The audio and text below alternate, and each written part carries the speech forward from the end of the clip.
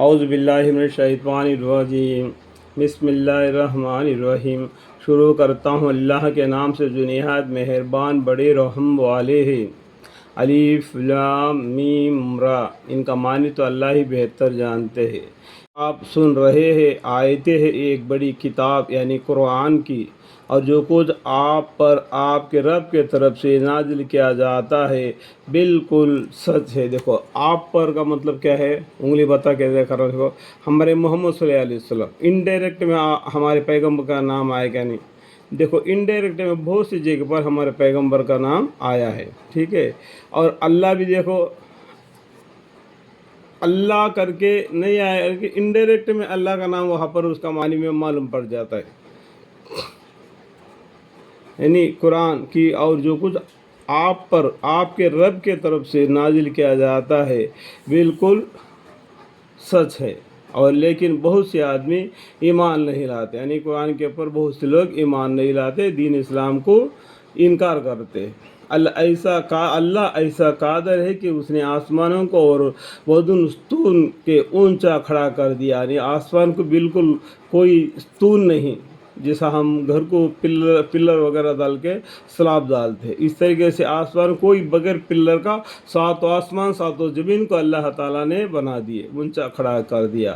چنانچہ تم ان آسمانوں کو اس طرح دیکھ رہے ہو، پھر عرش پر قائم ہوا، اللہ تعالیٰ نے عرش الہی پر قائم ہوا، اور آفتاب اور مہتاب کو کام میں لگا دیا، یعنی آفتاب مطلب سورج، مہتاب مطلب چاند اور ستارے کو کام میں لگا دیا، ہر ایک وقت معنی پر چلتے رہتا ہے، وہی اللہ ہر کام کے تدبیر کرتا ہے۔ یعنی قرآن کے اندر اللہ سائنس کے بارے میں بتا دیا، جو ستارے ہیں نا یہ چاند اور سورج سے بھی بڑے ہیں، بہت دور ہے، اس کے وجہ سے ٹپ ٹپ نظر آتے ہیں، یہ سائنس بھی قرآن کے طور پر بتا دیا، ٹھیک ہے۔ اور دلائل کو صاف صاف بیان کرتا ہے، دلائل کو، تاکہ تم اپنے رب کے پاس جانے کا یقین کر لو، ایک دن مرنا ہے، اللہ کے سامنے جانا ہے، اس کا یقین کر لو۔ اور وہ ایسا ہے کہ اس نے زمین کو پھیلایا، اور اس زمین میں پہاڑ و نہریں پیدا کیے، اور اس میں ہر قسم کے پھلوں سے دو قسم کے پیدا کیا۔ شب کی تاریک، یعنی شب مطلب رات، تاریک سے دن کی روشنی کو چھپا دیتا ہے، دن کی روشنی کو کیا ہے، رات سے چھپا دیتا ہے، اور دن کی روشنی سے اور رات کے بعد میں پھر دوبارہ دن آتا ہے۔ اس طریقے سے یہ دنیا کا نظام ہے، وہ چلتے جاتا ہے، اس طریقے سے قیامت قریب آ جاتا ہے، اور اس طریقے سے انسان کا زندگی بھی نکلتے چلے جاتا ہے، ٹھیک ہے، ایک دن کر کے۔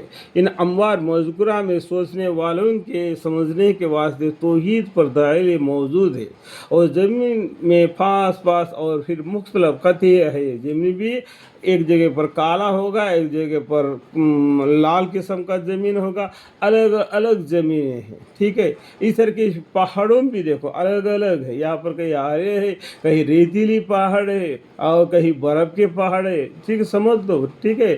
دنیا میں چلو پھرو اور معلوم پڑ جائے گا، ٹھیک ہے، اللہ کی قدرت کے۔ اور انگوروں کے باغ ہے، اور کھیتیاں ہے، اور کھجوریں ہے، جن میں بعض تو ایسے ہے کہ ایک تن سے اوپر جا کر 2 تن ہو جاتے ہیں، اور بعض میں وہ تن نہیں ہوتے، یعنی بالکل تن نہیں ہوتے، بالکل لکڑی کی جیسا کہ آگے پھیل جاتا ہے اور پھل دیتا ہے، بعد میں سوکھ جاتا ہے، جیسا کہ آم کا پیڑ ہو، جیسا کہ ککڑی کا جھاڑ ہو، کنکڑی کا، اس طریقے سے پیڑوں کے بھی الگ الگ انداز سے اللہ تعالیٰ نے بنایا۔ یہ سب کس لیے بنا دیا؟ ہمارے لیے، انسانوں کے لیے۔ انسانوں کو کس لیے پیدا فرمایا؟ اللہ کی عبادت کرنے۔ وما خلقت الجن والانس الا لیعبدون، ٹھیک ہے۔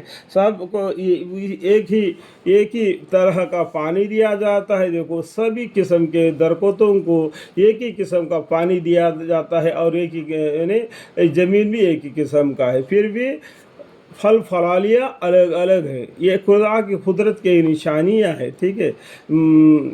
اور ہم ایک کو دوسرے پر پھلوں میں فوقیت دیتے ہیں، یعنی کسی کو امیر بنا دیتے ہیں، کسی کو غریب بنا دیتے ہیں کمائی کی وجہ سے۔ ان امار مذکورہ میں بھی سمجھداروں کے واسطے توحید کی دلیل موجود ہے، ایک اللہ ہے، یہ سب کرنے والا کون ہے؟ ایک اللہ ہے، اس کی دلیل ہے۔